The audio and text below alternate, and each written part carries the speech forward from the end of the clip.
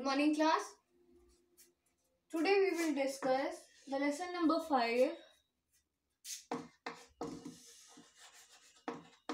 India at play.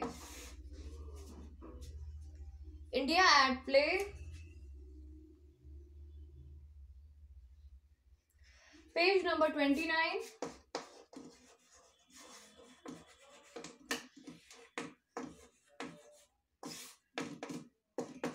Page number 29 के हम लोग यहाँ से पढ़ेंगे, सबसे लास्ट से, यहाँ से, इन इंडिया स्पोर्ट्स से, ठीक है।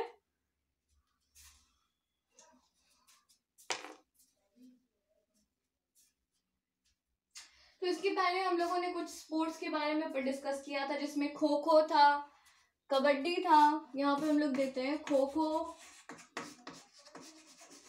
कबड्डी, खो खो, कबड्डी। उसके अलावा अब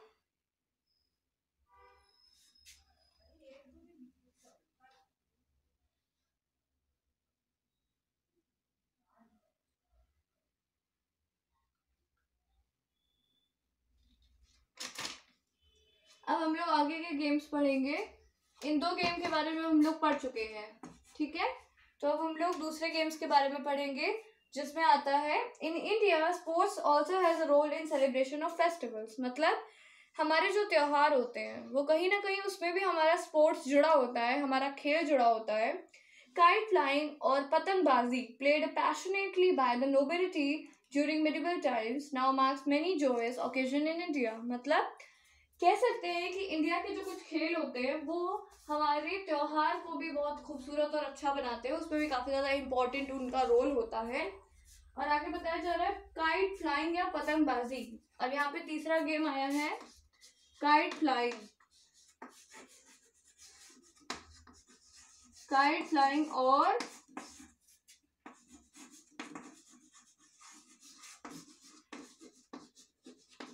पतंगबाजी। तो काइट फ्लाइंग और पतंगबाजी played passionately by nobility during medieval times। मतलब कह सकते हैं कि ये काफी अच्छे लोग काइट फ्लाइंग खेला करते थे हमारे पहले के टाइम की इंडिया में। मेडिवल का मतलब होता है पहले के समय में। The international kite festival is held every year in Gujarat during Makar Sankranti.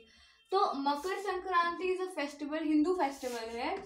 यहाँ पे लिखते हैं मकर संक्रांति। तो मकर संक्रांति में क्या होता है कि लोग पतंग उड़ाते हैं। गुजरात में एक बहुत बड़ा फेस्टिवल होता है, इंटरनेशनल फेस्टिवल, जिसमें लोग पतंग उड़ाने के लिए जाते हैं। On 15th August the sky is dotted with kites as people celebrated independence day. अब हमको पता है 15th अगस्त जो कि आने वाला है, तो 15th अगस्त में क्या होता है? 15th अगस्त में हमारा इंडिपेंडेंस डे होता है।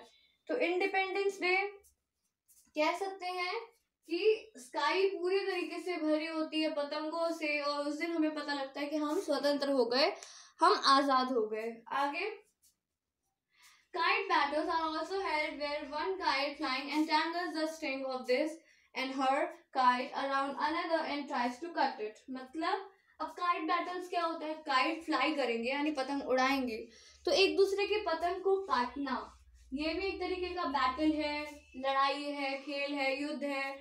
तो उसमें क्या होता है कि उस लड़ाई में क्या होता है कि अगर सामने वाले की पतंग को अगर हम अपनी डोरी से कट कर देते हैं तो वो हम विनर हो जाते हैं। तो it is a kind of very कह सकते हैं कि interesting and different and difficult also, क्योंकि kite flying is not a easy thing कि हाँ आपने एक बार कोशिश की और पतंग उड़ गई। No, you have to practice of that, ठीक है। आगे Some games are played for pure enjoyment, like gilli danda for example. अब हम लोगों ने काइट फ्लाइंग पढ़ लिया, तो अब नेक्स्ट गेम है हमारा गिल्ली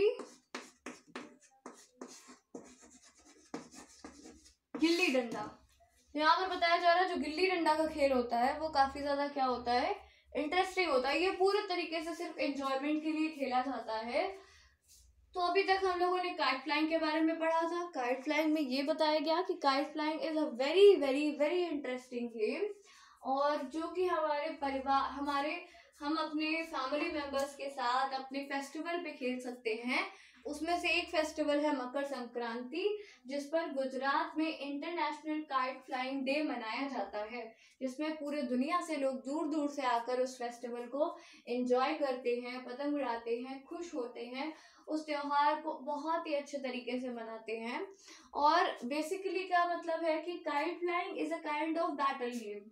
बैटल गेम का मतलब होता है कि आपके ओपोनेंट में एक इंसान रहेगा, वो भी पतंग उड़ाएगा, आप भी पतंग उड़ाओगे, और उस सिचुएशन में क्या होगा कि सामने वाला जो भी एक दूसरे की पतंग पहले काट लेगा वो उस खेल को जीत जाएगा।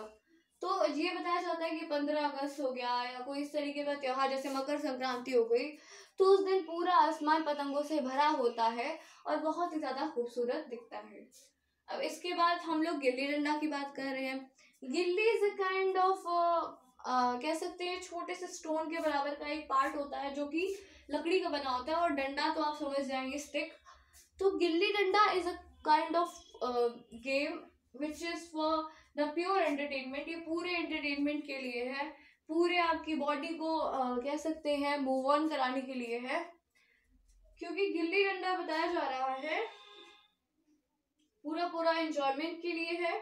For example it is set to have originated during the Maurya period. मतलब अभी बताया जा रहा है जो गिल्ली डंडा है वो मौर्य के पीरियड से चला आ रहा है। अब चंद्रगुप्त मौर्य, बहुत सारे ऐसे लोग हैं जो आप लोग हिस्ट्री में आगे चल के पढ़ोगे, मौर्य पीरियड, ठीक है। तो मौर्य के पीरियड से वो सारे गेम्स चले आ रहे हैं। आगे आगे क्या बताया जा रहा है? It is similar to cricket but uses the gilli, a small piece of wood tapered on the end, and the danda, short stick। मतलब ये गेम बिल्कुल क्रिकेट जैसा ही होता है। इसमें जैसे हमारे पास बैट होता है तो इसमें स्टिक होगा, और हमारे पास बॉल होती है क्रिकेट में, तो इसके जगह पे एक छोटी सी लकड़ी का एक पीस होता है, उसके साथ इसे खेला जाता है, ठीक है। क्या बताया जा रहा है? The gilli is hit with danda and it is fielding team succeeding catching the gilli and the striker is out। मतलब कहा ये जा रहा है कि गिल्ली क्या करते हैं, गिल्ली को डंडे से मारा जाता है, और जो भी इंसान गिल्ली को कैच कर लेगा वो इंसान वहां से आउट हो जाएगा। वही क्रिकेट के जैसा है कि क्रिकेट की बॉल अगर किसी ने कैच कर ली तो वो आउट हो जाएगा। अगर हम बैट से उसे हिट करते हैं और उस बॉल को किसी ने भी क्या किया, अगर कैच कर लिया, तो इंसान क्या हो जाएगा, आउट हो जाएगा। As the distance between the starting point and where the gilli lands is measured with the danda। अच्छा, तो ये बताया जा रहा है कि स्टार्टिंग पॉइंट से गिल्ली जहां पर जा रही है उसे डंडे से मेजर किया जाता है। The team with the highest score means जिस टीम की स्कोर ज्यादा होती है वो जीत जाता है।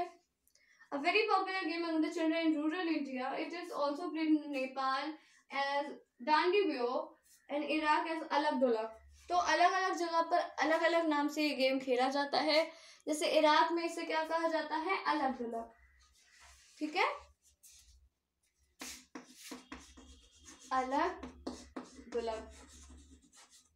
ये कहाँ कहा जाता है आपको, ईरान में। ईरान में क्या कहा जाता है, अलग ढोलक। और उसके अलावा नेपाल में से क्या कहा जाता है, डांडीप्यो।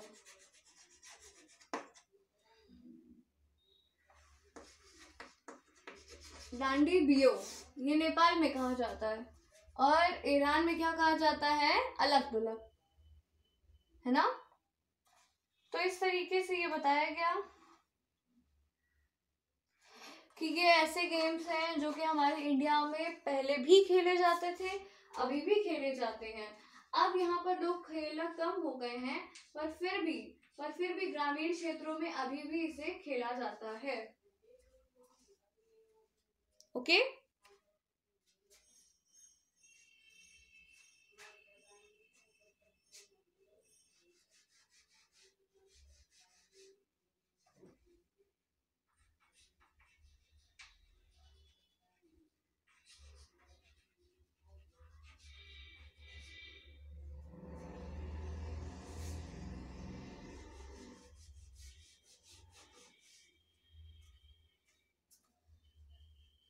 So now we will discuss the next segment in the next video. So thank you class.